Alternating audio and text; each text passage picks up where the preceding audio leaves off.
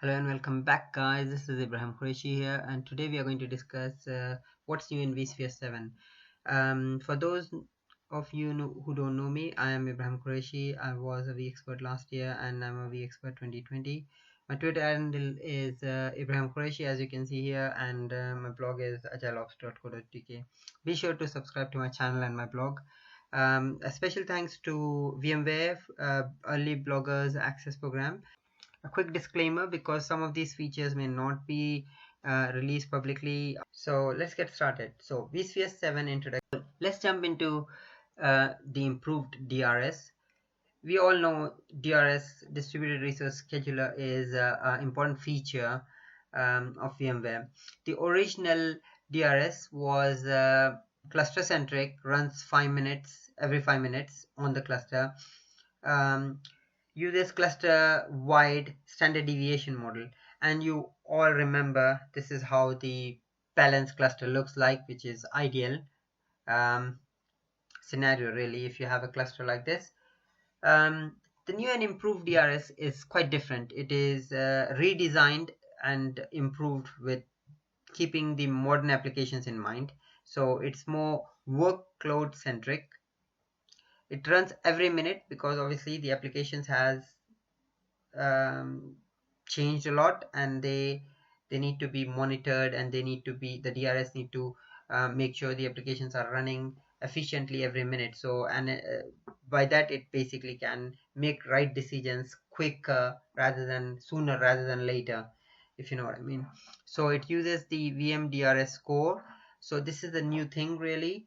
Instead of using the cluster-wide standard deviation, now the VMs are going to be scored by something called VMDRS score, and then the new dashboard for this for vSphere DRS is going to be like this, and you can see the VMDRS score is 85% here. Also, we can see that it's based on the granted memory. So with improved DRS, VMDRS score, as I was discussing, is the main factor which will be helping in calculating the score. So how that works is VMDRS score in buckets of 0 to 20, 20 to 40, and so on. So the lower bucket score doesn't necessarily mean that VM is not running properly. It's all about the execution efficiency of the virtual machine.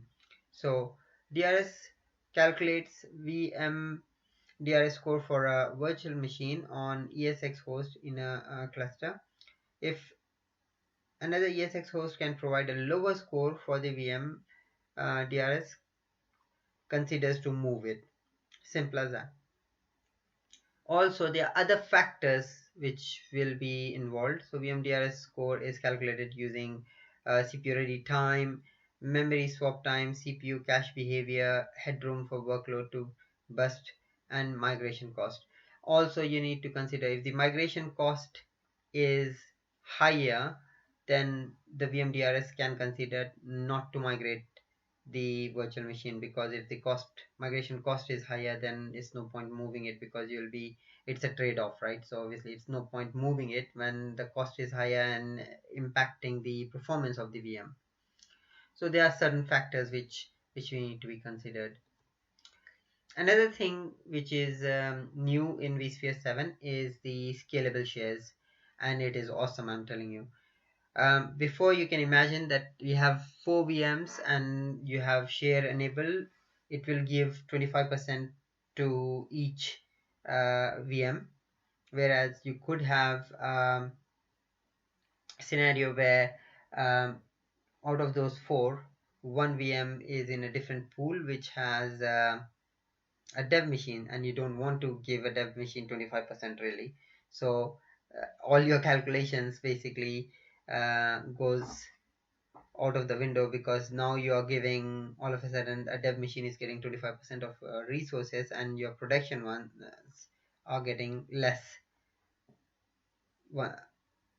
in that scenario, right? So no DRS scale shares were there. So no dynamic relative resource entitlement. VM in resource pool set to normal could get the same resource entitlement as the high shares resource pool. Higher share level does not guarantee higher resource entitlement. So this is what the things we need to keep in mind. DRS scalable shares, now once they are enabled, relative resource entitlement to other resource pool depends on number of VMs in the resource pool. So it basically checks number of VM and then it recalculates it. Setting share level to high now ensures prioritization over lower share VM entitlements. So now if you have a dev machine and the share for the dev machines are given low and the share for high your production machines are given high, it basically prioritizes your production machines and consider that the share for the production machine is higher and you get better performance for the higher machines. Dynamic changes the share allocation depending on the number of VMs. So if overnight or in a couple of weeks we do provision another 2-3 VMs in there, so the share basically dynamically recalculates, and it's dynamically done. So I'm not saying that it takes 2 days to do it, but as soon as those VMs appear and they are powered on, the share basically starts to recalculate, and you get the performance, and you can see the DRS scalable shares doing its job. Also need to remember that this is not enabled by default. You can enable it when you go to vSphere DRS, and then once that is enabled, you can enable scalable shares. Scalable shares are configured on cluster level or resource pool levels. That's another point we need to remember. And scalable shares are used by default for vSphere with Kubernetes, where namespace is equal to resource pools. So this is another screenshot you can see, and this is for resource pool and this is for clusters. Thank you for watching. Question of the day today is, what are the new features that you like? Comment on below and let me know, guys. Don't forget to subscribe and hit the notification bell to get all the new updates from my YouTube channel and my blog agileops.co.uk. Enjoy watching and keep sharing. Cheers. Bye.